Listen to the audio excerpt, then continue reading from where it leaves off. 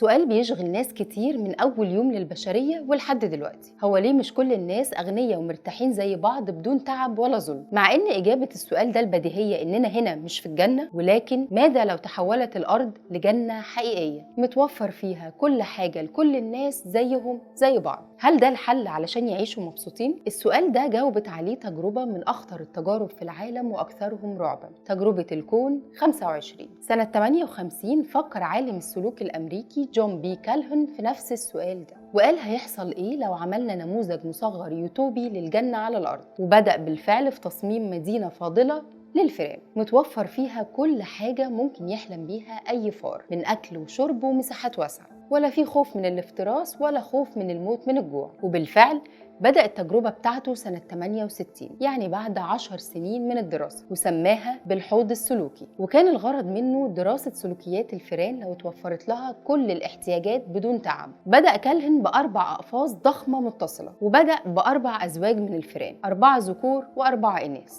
اختارهم هو وفريقه بعناية شديدة جدا بحيث يكونوا في حالة صحية ممتازة، ووفر لهم أكل وشرب غير محدود ودرجة حرارة مناسبة طول السنة. وبالفعل بدأت الفئران بالتزاوج في جنتهم، ولمدة 315 يوم عاشوهم في سعادة لحد ما وصل عددهم ل 600 فار. وهنا بدأت الفئران تلقائياً تشكل هرم مجتمعي طبقي، واتقسموا لطبقات: فئران أقوياء وبتسيطر على كل حاجة، وفئران من الطبقة البائسة بيتعرضوا للهجوم كل يوم، مع إن مفيش أي حاجة تستدعي الهجوم ده، فكل الموارد من أكل وشرب وأماكن للعب موجودة. واستمر الحال على كده لمدة 560 يوم من بداية التجربة. ولما وصل عدد المستعمرة ل 2200 فار، هنا كانت بداية النهاية. بدأ عدد الفئران في التناقص بالتدريج، ومع الوقت انقلبت جنة الفئران لجهنم، فبقوا عدائيين أكتر وبيتخانقوا على أماكن للعيش في وسط الانفجار السكاني في المستعمرة. ده غير تغيير كبير حصل في فسيولوجية الإناث تحديداً، اللي فقدوا الرغبة في الأمومة تماماً.